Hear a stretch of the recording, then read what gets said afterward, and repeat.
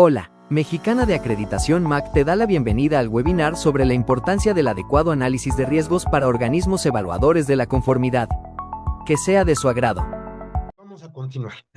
Les estaba comentando con respecto... Sí, adelante, Hugo. ¿Alguna pregunta? Sí, yo sigo escuchando eco, no sé si solo es mi eco o los demás compañeros también. Déjame entonces...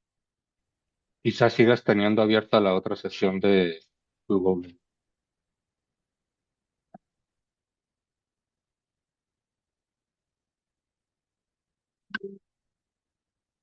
A ver, ahí se escucha mejor.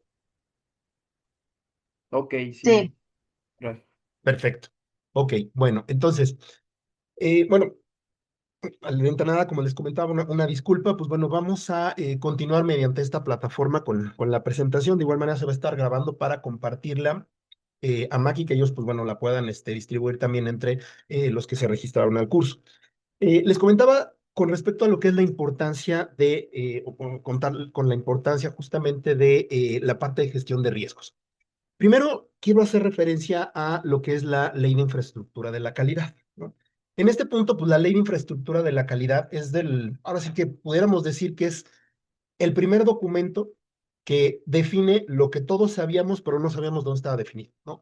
¿Quiénes integran realmente lo que es la parte de la infraestructura de la calidad?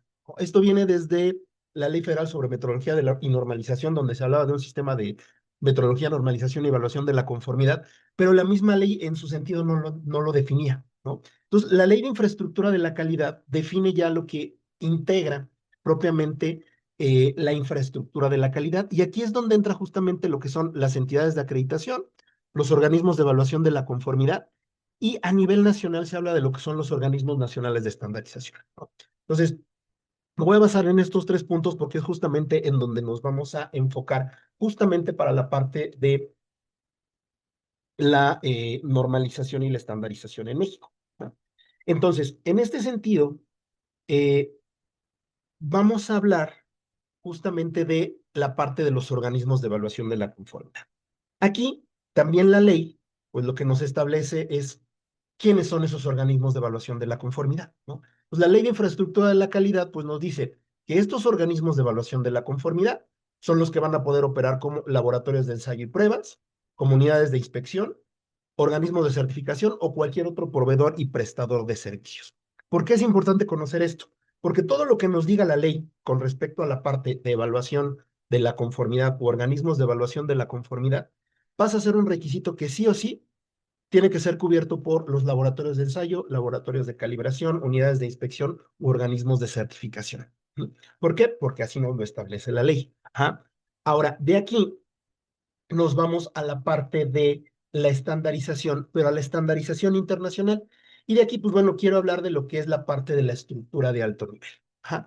¿Por qué surge la estructura de alto nivel con respecto a la parte de normalización? Bueno, justamente viene derivado de homologar las normas, es decir, que las normas puedan contener o puedan ser relacionadas con un contenido único y que esto a lo que nos ayude es justamente que como tal, la norma eh, pueda ser aplicada tanto la parte de certificación como la parte de acreditación, es decir, que todas las normas elaboradas por lo que es la Organización Internacional de Estandarización, por lo que es la ISO, tengan un tronco común, estén elaboradas de la misma forma. Ajá. ¿Por qué? Porque esto lo que busca es justamente tanto la consistencia como el alineamiento de todos los estándares del sistema de gestión. ¿Cuándo ocurre esto? Pues bueno, se empieza a formalizar a partir de la última actualización de la norma 9001. Es decir, a partir del 2015, ya todas las normas tienen esta estructura de alto nivel. Dentro de lo que es la parte de evaluación de la conformidad, pues bueno, se empezó a trabajar por ahí en el 2012 con la 17020, con la 17065, que vamos a hablar un poquito más adelante también de ellas. Pero en este sentido, la estructura de alto nivel de manera formal, a partir del 2015 ya todas las normas manejan este mismo enfoque común. Ajá. Y esto lo podemos ver haciendo una comparativa, todas las normas de certificación contra las normas de acreditación. Cuando hablamos de normas de certificación, pues vamos a encontrar que están divididas en capítulos. Capítulo 1 va a ser el alcance, en la parte de acreditación es el objeto y campo de aplicación. Las referencias normativas, para las dos normas se manejan igual, Después vienen en términos y definiciones, tanto la parte de certificación como la parte de acreditación lo manejan de la misma forma. ¿En dónde es donde varía un poquito? Pero vamos a ver que tampoco es tanto el cambio. Justamente en la parte ya de lo que son los requisitos, ¿no? La parte de certificación está dividida por contexto, liderazgo, planificación. ¿Ja? Si nosotros hablamos, por ejemplo, del contexto de la organización en una entidad, perdón, en un organismo, en una organización para dar cumplimiento a un certificado, dentro de lo que es el contexto es ubicar qué es la actividad que se realiza, ¿no? ¿Dónde está parada la organización para que se pueda, en este sentido, considerar eh, todos aquellos aspectos que pudieran influenciar de manera interna o de manera externa cómo opera la organización? Si esto lo vemos en la parte de acreditación, pues tiene que ver con lo que son los requisitos generales, ¿no? Y dentro de lo que son los requisitos generales, este es el esquema, por ejemplo, de las normas 17025 o 17020. ¿Ah?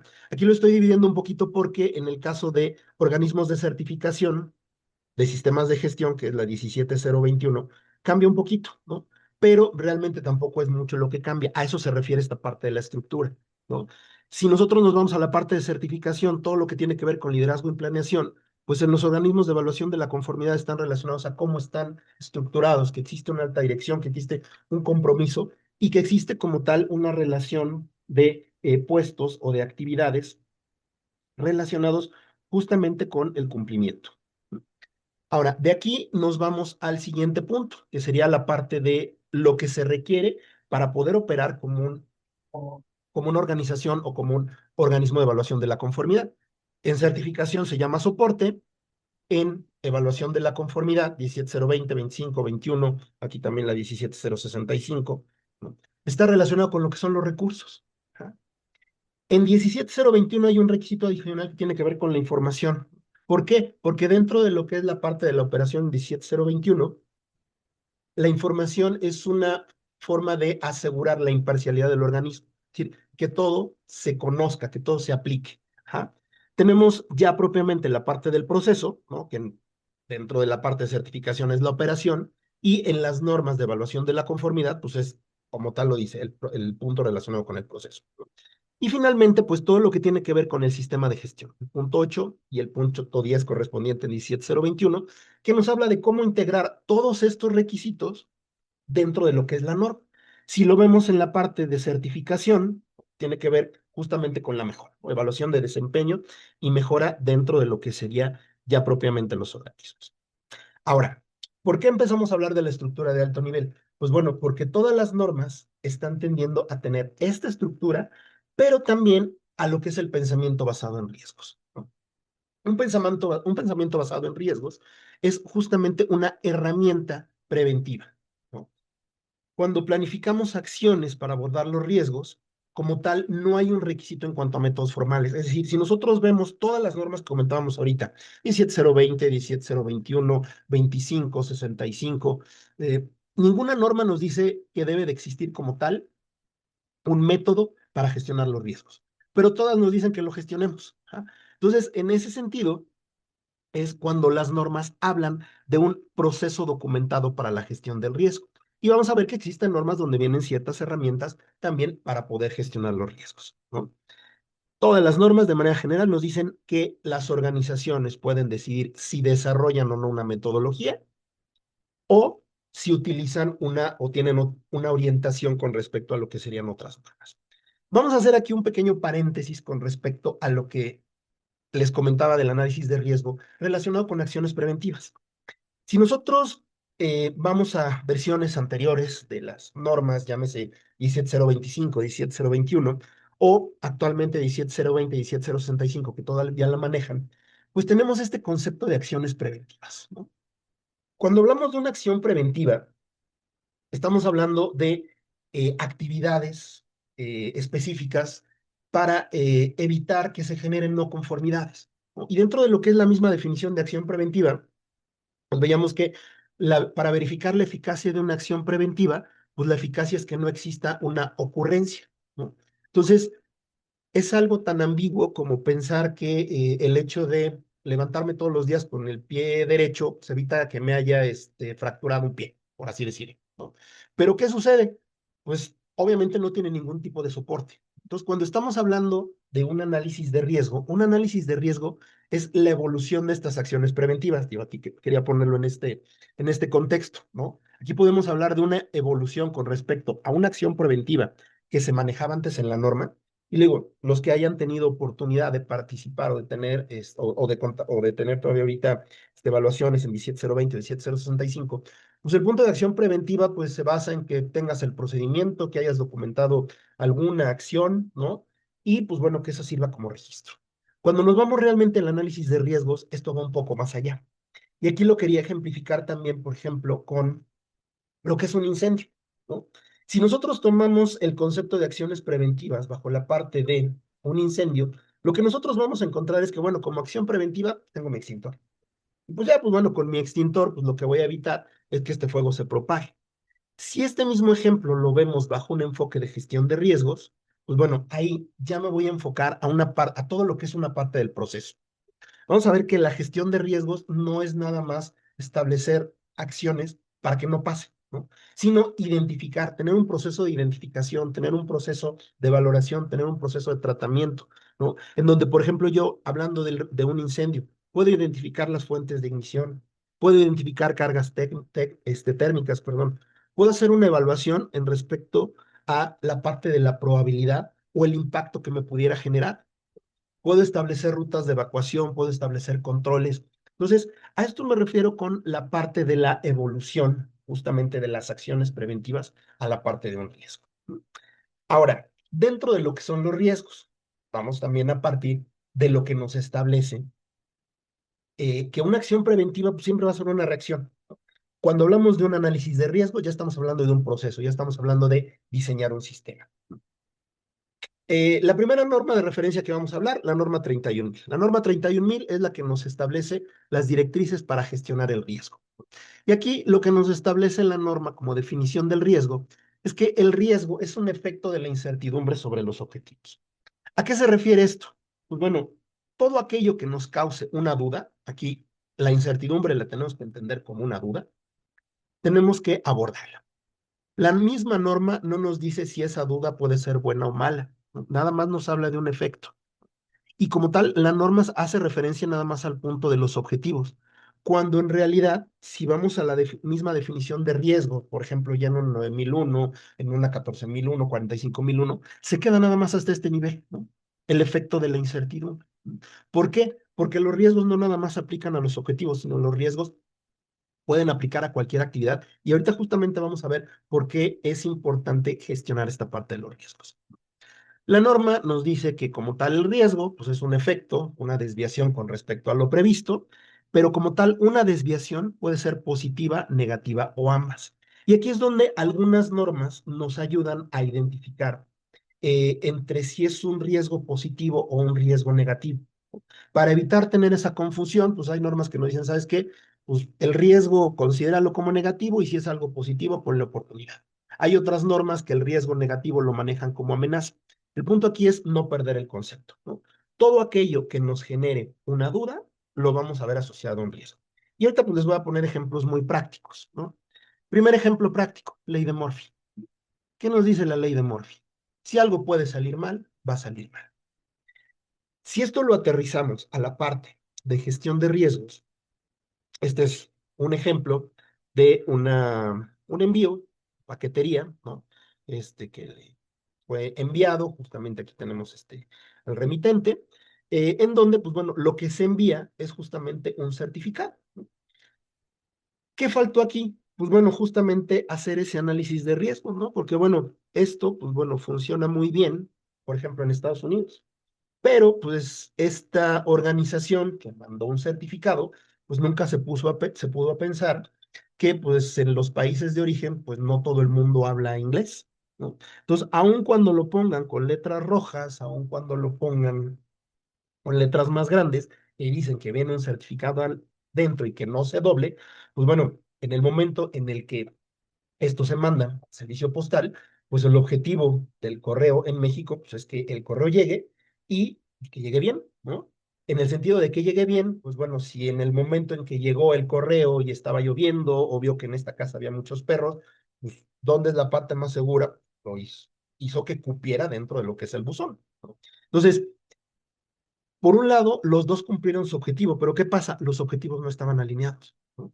El, en este sentido, pues bueno, el Correo en México cumplió su objetivo, ajá, de entregarlo y que estuviera completo, pero pues no está alineado al mismo objetivo en este momento o en este caso de la empresa que emitió como tal el certificado, ¿no? Que la empresa dijo, bueno, pues es que yo acá hasta lo puse, que no se doble porque va un certificado. Sí, pero no consideraste que todo el mundo que no todo el mundo habla inglés, ¿no? Este es un ejemplo. Otros ejemplos, pues bueno, estos son de imágenes tomadas en la vía pública, ¿no? Esto relacionado directamente con riesgos a la seguridad, ¿no? Transporte de mercancía, pues aquí podemos ver la seguridad de los cables de fibra óptica que luego están colgados, ¿no? Digo, son buenos como tendedero, pero pues de hecho, de eso a que nos aseguren una seguridad en la cadena de suministro, ¿no? O aquí que estemos asegurando, por ejemplo, de la cadena fría, y son actividades que suceden, ¿no? Entonces aquí hay que tener cuidado y aquí es donde entra esta parte de empezar a gestionar la parte de los riesgos, ¿no? Otro ejemplo de riesgos a la seguridad, pues obviamente, pues bueno, repartidor, bueno, la moto pues no está elaborada para tener este peso, para tener este tipo de modificaciones, entonces pues aquí caemos en aspectos relacionados con la seguridad. Entonces, aquí dentro de lo que es la parte del riesgo, voy a tomar una frase que que fue dicha por el doctor Miguel Ariño, que es profesor de la Escuela de Negocios de la Universidad de Navarra, ¿no? Entonces, que nos dice, toda decisión lleva implícita un riesgo asociado. Y aquí voy a partir de esta frase que tenemos aquí, ¿no? El término de decisión.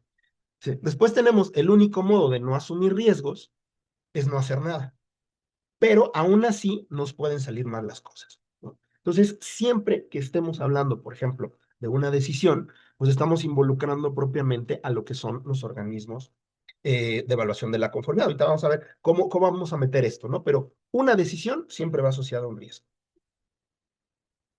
Este diagramita es el que viene en la norma 31010. Es un diagramita que pues lo vemos y pues bueno, hay que darle varias lecturas para ver en qué consiste justamente una gestión de riesgos.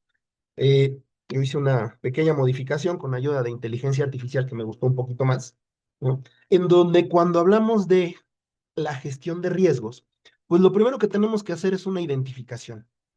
Ya una vez que hicimos la identificación, viene la parte de evaluación del riesgo. Y como parte de la evaluación, nosotros tenemos que valorar y en función de la valoración determinar qué vamos a hacer con el riesgo. ¿Qué podemos hacer con el riesgo? Lo podemos aceptar, lo podemos mitigar, lo podemos transferir, lo podemos evitar. Ajá. ¿De qué va a depender? De cómo lo tengamos nosotros documentado, pero tenemos que darle un seguimiento. Ajá. Y aquí algunos ejemplos, ¿no? ¿Cómo mitigo un riesgo?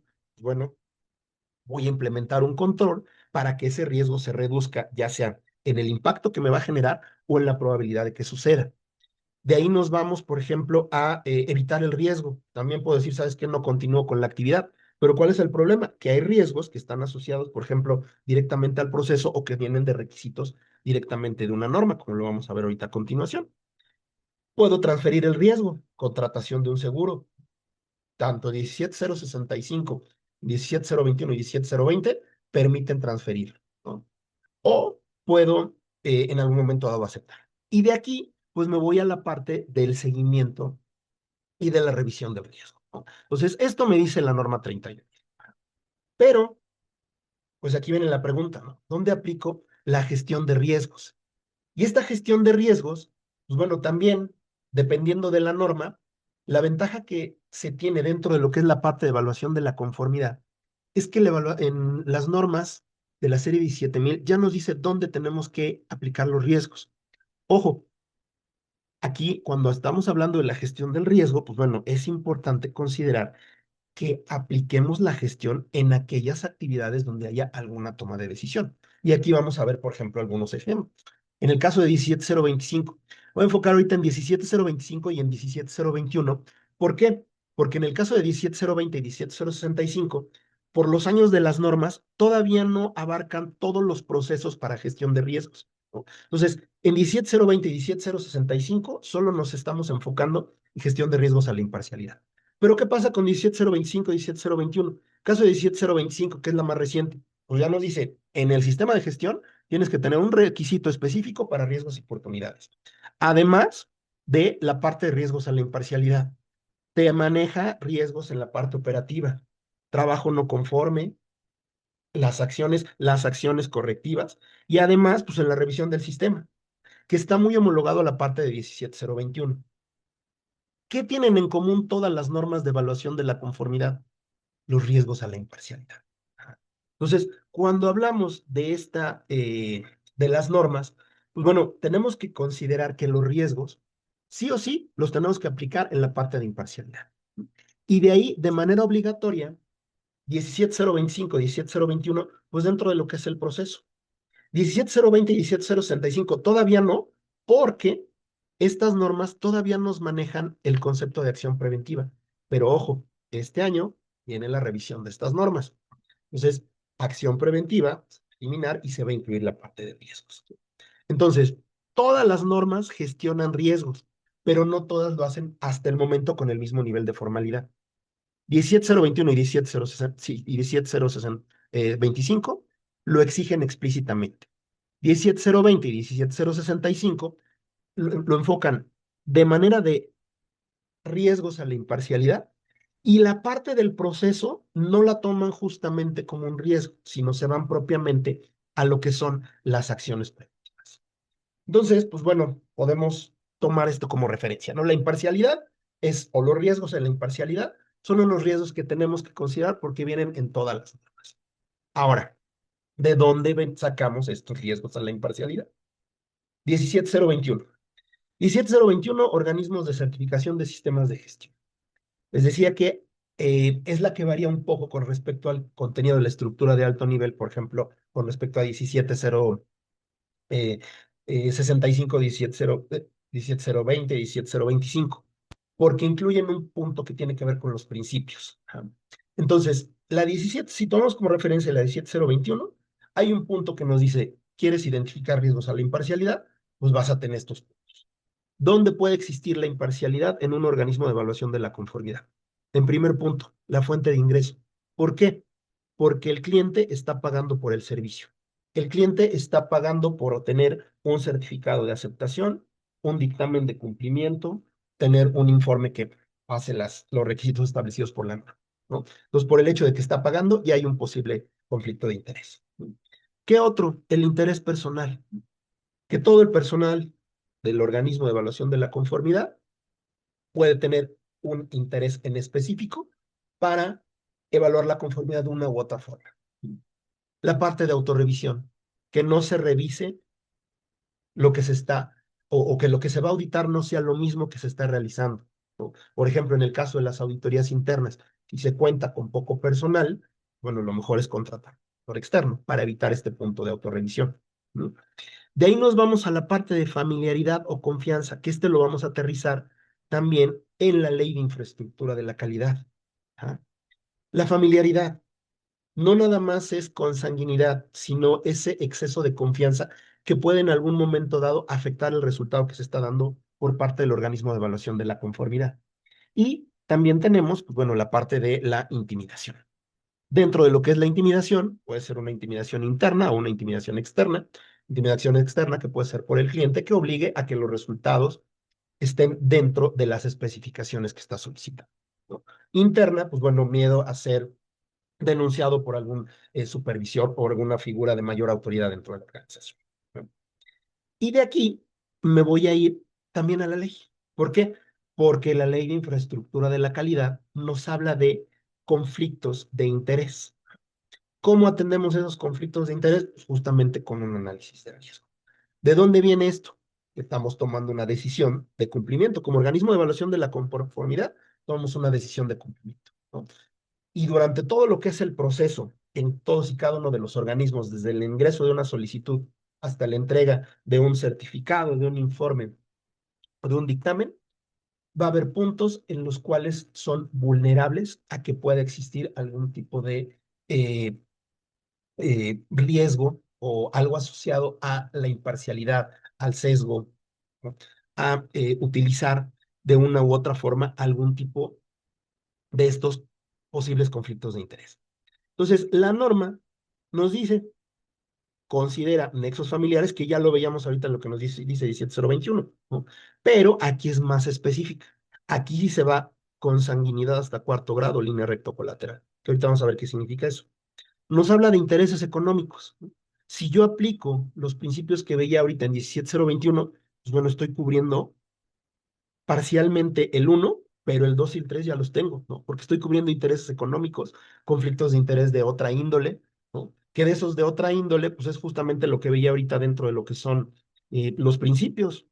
Si yo hablo de hacer un análisis de riesgos para la parte del interés personal, la autorrevisión, la misma fuente de ingreso, pues estoy cubriendo estos puntos. ¿Qué es lo que me falta? Esta parte del cuarto grado. ¿Qué es el cuarto grado? Aquí estamos nosotros. Todo aquello que está marcado en verde es conflicto de interés para la ley de infraestructura de la calidad. Entonces, en este sentido, yo tengo que tener cuidado, establecer controles,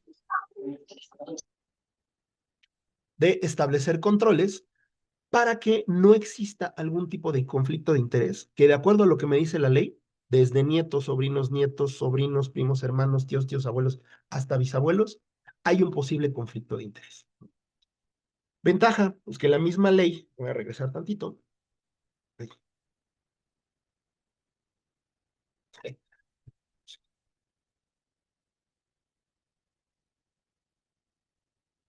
Ahora también ya no quiere fallar acá.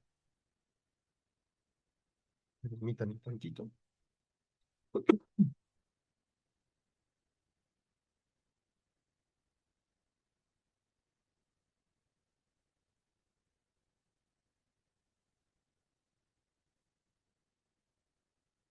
Si lo hacemos de forma manual.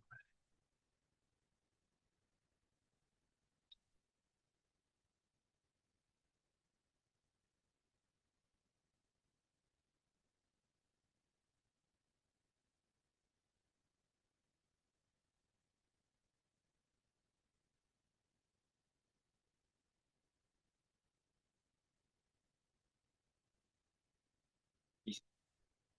Compartir. La misma ley, dentro de lo que es el conflicto de interés que estoy manifestando, me está estableciendo la acción que yo puedo tomar. ¿Cuál es esa acción? Aquí me dice no recibir la solicitud, no conocer la solicitud. En ningún momento me dice, ¿sabes qué? No le vayas a dar servicio, ¿no? Dice, que no conozca la solicitud. ¿Cómo puedo mantener o cómo puedo evitar este conflicto de interés? Pues teniendo más de una persona. Porque si esa persona, la que va a hacer ya sea el dictamen, la certificación o el ensayo, tiene un conflicto de interés con un cliente que sea, no sé, su sobrino, su tío, su abuelo, pues ahí ya no voy a poderlo recibir. Entonces, ¿qué tengo que hacer? Pues bueno, que esa persona en específico no conozca el proceso, que no esté involucrado en el proceso. ¿Ah? Entonces, esto me lo establece la ley de infraestructura de la calidad. Y de ahí, pues también hay que tener cuidado con lo que me dice la ley de infraestructura de la calidad que no debo de hacer, porque si caigo en esto, pues voy a caer en una suspensión o en una cancelación, ¿no? Aquí me vuelve a decir, presta tus servicios en condiciones no discriminatorias, ¿no? Con imparcialidad, independencia, y bueno, esta parte de observar las disposiciones en materia de competencia económica, esto sí o sí lo tengo que hacer, pero 17025, 17021, 17065, pues esto ya me lo están diciendo. Entonces el artículo 56 lo cumplo con la acreditación, ¿no? Y en el caso del artículo 59, negar reiterada e injustificadamente el servicio que se le solicite. Aquí, esto me puede llevar a una cancelación si yo no lo justifico. ¿De qué manera puedo justificar no dar un servicio? Pues cuando haya identificado a través de un análisis de riesgos que este cliente a lo mejor está en un riesgo de intimidación, ¿no? Entonces, yo ya sé que ese cliente va a ejercer presión sobre mis auditores, sobre mis signatarios, sobre mis inspectores, ¿no? Entonces, pues yo ya puedo justificar que no le voy a dar servicio porque es un riesgo inminente en este sentido a la imparcialidad. ¿no? Entonces, ahí nos vamos también a esta parte del cumplimiento.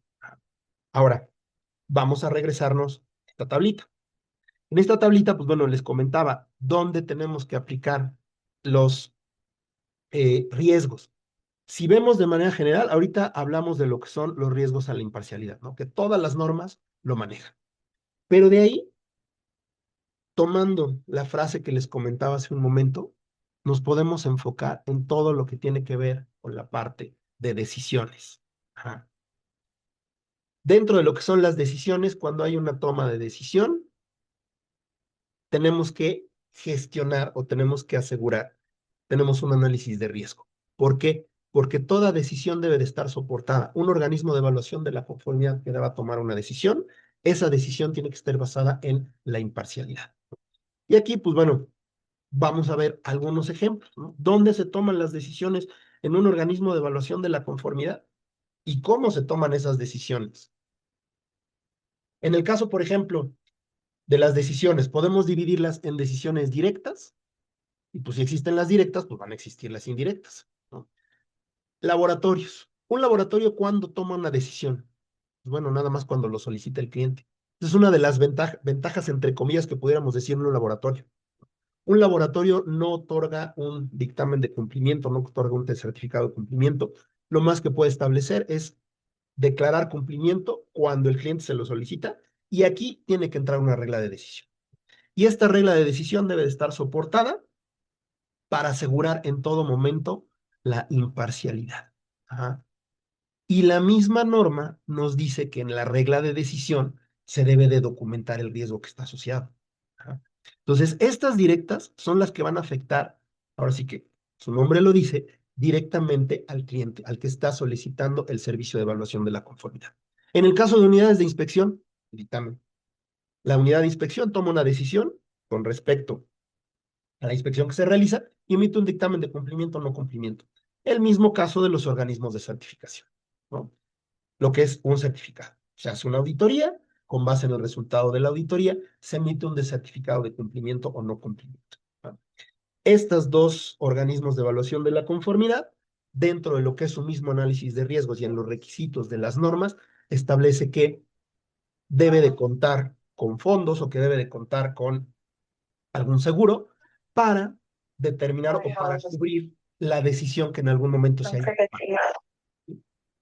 Entonces, en el caso de las decisiones directas, pues están asociados a lo que es la toma de decisión. ¿Quiénes toman de decisión? Unidades de inspección, organismos de certificación y cuando el cliente lo solicita a un laboratorio a través de que le evalúa la conformidad. Y ahí pues está asociada a lo que es la regla de decisión.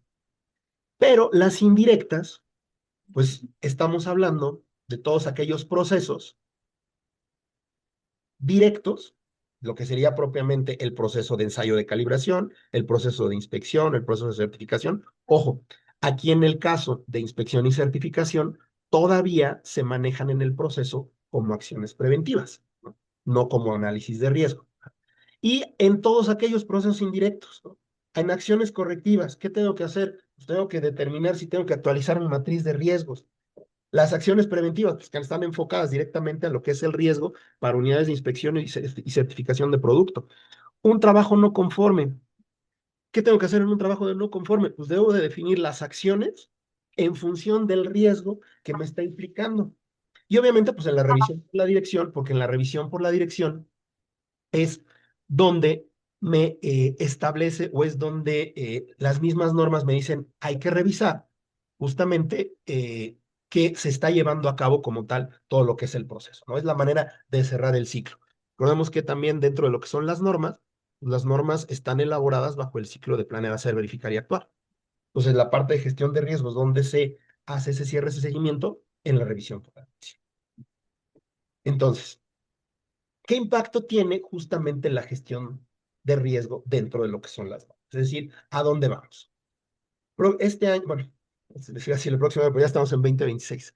Este 2026 viene la revisión, bueno, ya la publicación de las versiones 17020 y 17065, en donde, pues bueno, que se espera es que, obviamente, pues bueno, ya no va a existir como tal una acción preventiva, pero esta parte de riesgos se va a asociar ya también a lo que es la parte del proceso, es decir, a la parte de inspección, a la parte de certificación, ¿no? Entre otros cambios que, bueno, que se esperan, ¿no? Entonces, estas normas sí o sí van a salir publicadas este año y obviamente, pues bueno, vendrán con los planes de transición correspondientes emitidos por ILAC, bueno, ahora ya por Global Accreditation. Recordemos que IAD y ILAC se unieron a partir de este año y pues bueno, ahora es Global Accreditation Incorporated. Bueno, tiene un nombre bastante largo, casi, pero pues Global Accreditation, ¿no?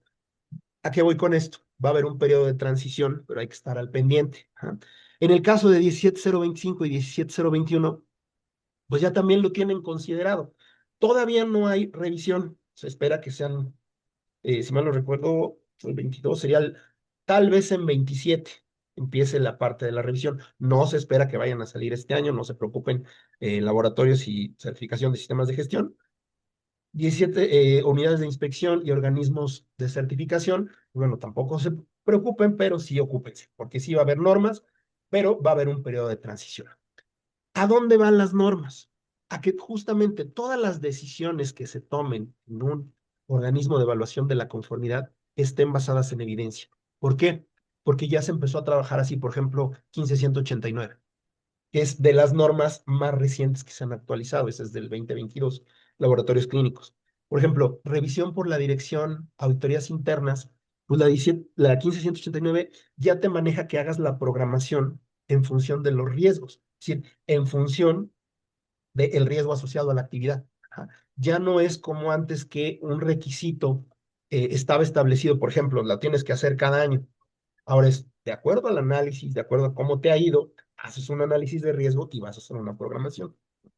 ¿Qué estamos viendo? ¿Y por qué se los comento hacia dónde va esto? Justamente la política de ensayos de aptitud de ILAC. La política de ensayos de aptitud de ILAC ya te dice, tú como laboratorio establece tu periodo, pero lo tienes que justificar con estos puntos. Y me tienes que hacer un análisis de riesgo, identificando en función del riesgo asociado a tus métodos que tienes acreditados, para que tú determines cada cuándo vas a participar. Pero obviamente, pues esa decisión que tú vas a tomar cada cuándo participas, pues tiene que estar soportada. ¿En qué está soportado? Pues en una herramienta de gestión de riesgos. Herramientas. Podemos encontrar métodos cualitativos, podemos encontrar métodos cuantitativos, ¿no? Cuando hablamos de un método cualitativo, generalmente no hay como tal una cuantificación, ¿no? El riesgo generalmente, términos más, términos menos, lo vamos a evaluar en función del impacto o la consecuencia que tiene y la probabilidad, ¿no? Esto lo vamos a ver en la 31.000 y, por ejemplo, ahorita vamos a ver algunos mm, ejemplos que vienen en la 31.010, ¿no? Pero cuando hablamos de un método cualitativo, pues nos vamos a un alto, medio, bajo, utilizamos, por ejemplo, un mapa de calor. Tenemos también métodos cuantitativos, ¿no? Cuando ya se le dan valores, igual, un valor a una probabilidad, un valor a un impacto, y en función de eso se establece como tal cómo vas a hacer la medición, ¿no? La valoración del riesgo. Y tenemos pues, métodos semicuantitativos. Para esto, pues, como les digo, lo que podemos utilizar es justamente varias herramientas.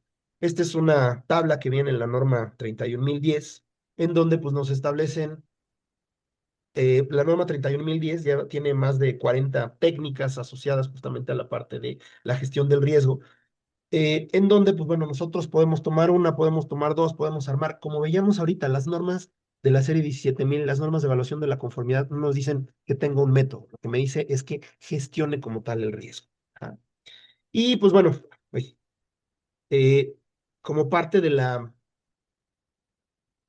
misma revisión, lo que les comentaba aquí, lo importante es que tengamos esa conciencia de que sí o sí, esta parte de los riesgos, pues es algo que está incluido en las normas, que como tal, como organismos de evaluación de la conformidad, estamos viendo la tendencia que siempre que exista una decisión con respecto a algo que se tenga que hacer dentro del laboratorio, unidad, organismo, esta decisión tendrá que estar soportada con un análisis de riesgo. ¿no? Y ahí es a donde van las normas, ¿no? Entonces, por eso la importancia de considerar los riesgos, yo quise tratarlo de manera muy general, la parte de los riesgos a la imparcialidad, sobre todo por lo que implica en la parte de que los riesgos a la imparcialidad pues están asociados directamente a cumplimiento tanto de las normas como de la ley de infraestructura de la calidad. Entonces, por lo tanto, pues tenemos que tener cuidado en este sentido con la parte del cumplimiento. Y pues bueno, eso era lo que quería compartirles. Nuevamente, pues una disculpa por los inconvenientes técnicos. Yo aquí, afortunadamente, pues pudimos rescatarlo. Se va a grabar la presentación para que también ustedes puedan tener acceso. Y pues vamos a abrir unos minutitos para preguntas. Déjenme dejar de compartir. Y con toda confianza, si quieren abrir su micrófono, o déjenme ver aquí cómo estamos en el chat. Eh,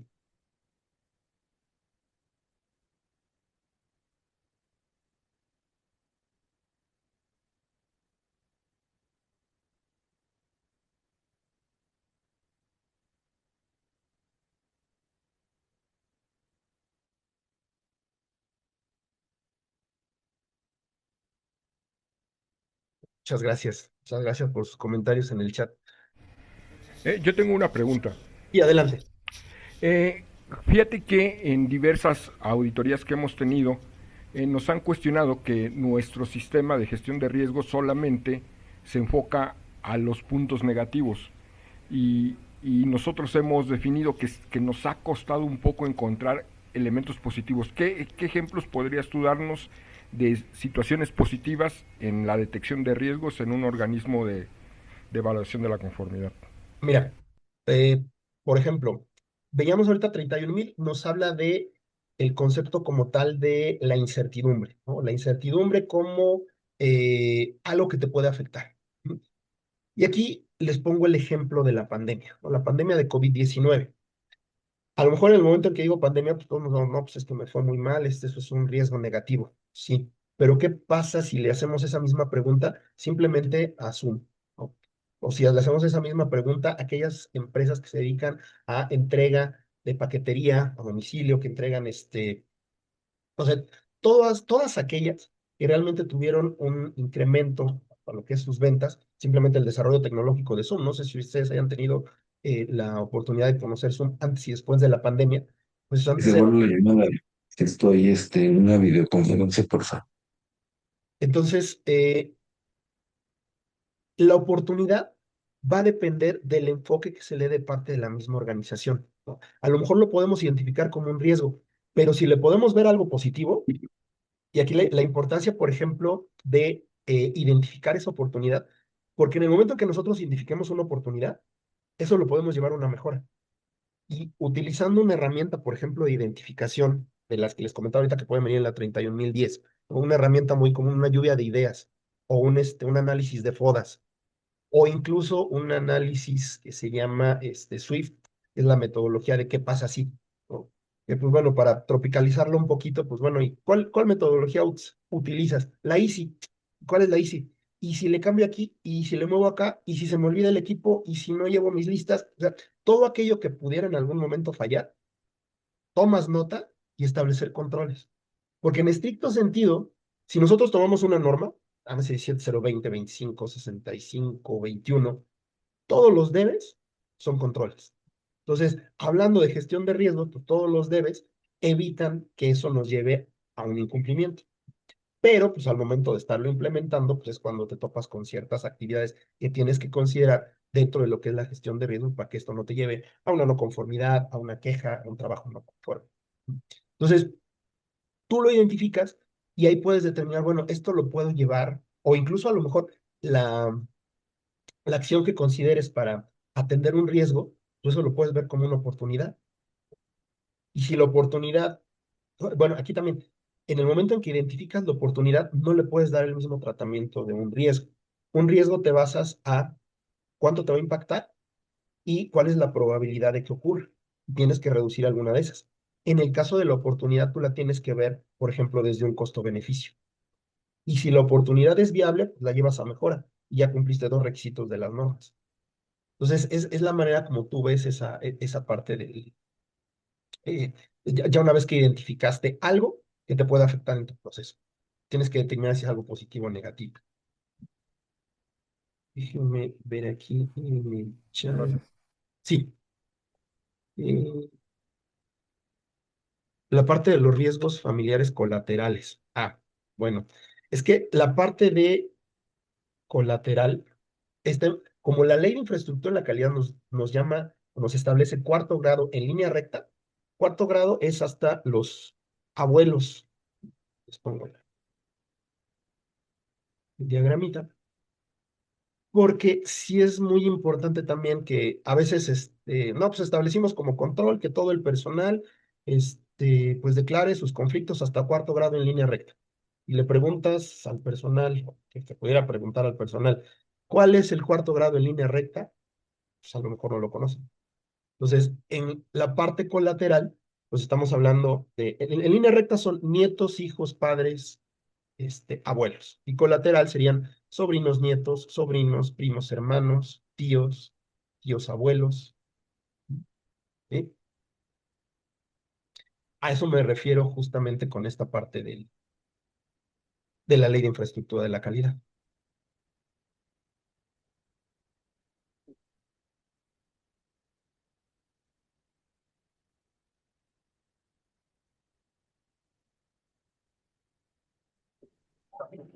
No sé si alguien más tiene una pregunta. Estaba viendo varias manos levantadas. Sí. Yo tengo una pregunta. Adelante, Héctor. Mira, en eso de la imparcialidad por familia que acabas de mostrar, pues sí me queda claro, por ejemplo, para mí, quiénes representan un riesgo de imparcialidad. Pero, por ejemplo, la duda mía es cuando una unidad de inspección son varios inspectores, es una persona moral.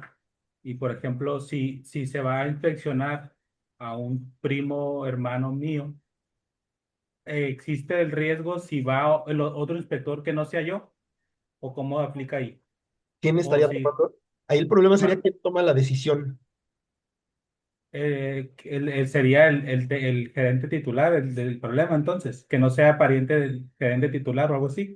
O que si cuando existe este conflicto, si esa decisión la puede tomar el gerente técnico sustituto. Ok, Aquí el punto es que no esté involucrado dentro de lo que es el proceso, porque la misma, ahora sí que el reglamento, como está estructurada la ley nos lo permite, ¿no? Nada más dice, impedido para conocer. ok. Entonces, la respuesta sería si participa o no en el proceso el Eh, familiar del cliente. Exactamente. O sea, se debe evitar que participe en el proceso.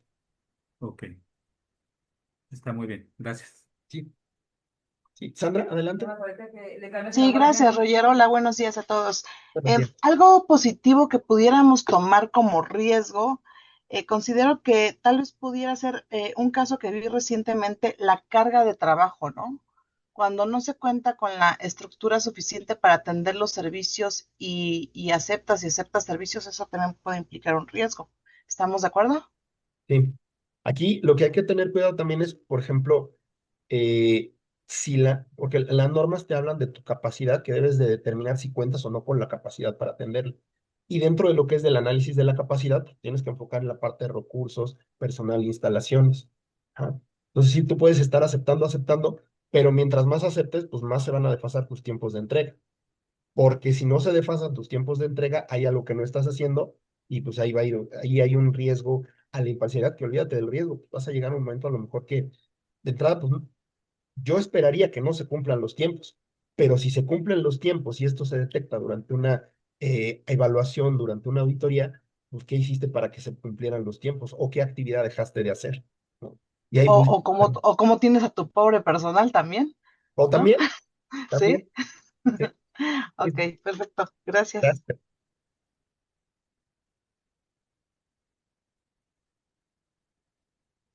¿Alguna otra pregunta? Sí, tengo otra. Sí.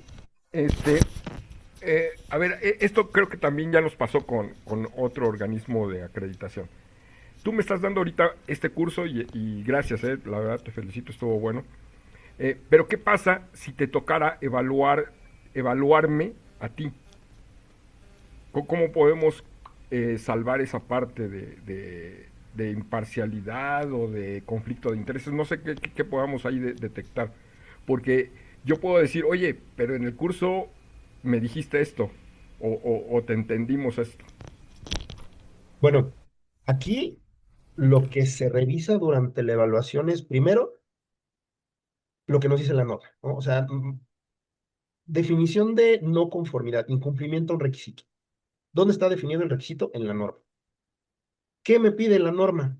Que identifiques los riesgos a la imparcialidad, ¿no? Entonces yo esperaría que de alguna forma estén identificados tus riesgos a la imparcialidad, pero sobre todo que estén controlados. ¿Cómo están controlados estos riesgos a la imparcialidad?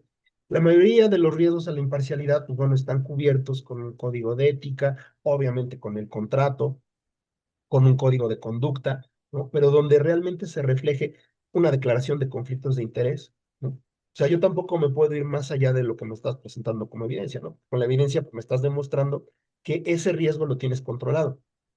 ¿Qué me dice la norma? Que como parte del riesgo, o sea, ya lo identificaste, ya lo controlaste, pero ¿cómo me aseguras que eso fue correcto? Entonces, ya no sería a lo mejor a la imparcialidad, sino qué me estás presentando dentro de lo que es tu herramienta o lo que estás utilizando para análisis de riesgo para asegurarme de que fue efectivo lo que hiciste. Ah, no, pues te demuestro que fue efectivo porque así estaba mi imparcialidad, o sea, en un valor alto antes de que implementara mis acciones y después de mis acciones ya estoy en un valor bajo. Entonces, está controlado tu riesgo y fue efectiva en este sentido la metodología que utilizaste para gestionar. La norma me dice, identifícalo y dale el tratamiento. Yo tengo Todo que el equipo de corroborar Mac le que agradece su al participación y momento de hasta que luego. estemos revisando el punto tanto de imparcialidad, ya en, vamos a suponer un 17025, un 17021, ya en proceso, pues, cómo estás aplicando dentro de lo que es tu proceso, aparte de la imparcialidad, la parte de la gestión del riesgo. ¿Cómo le das ese seguimiento? Va a acabar, gracias. Sí.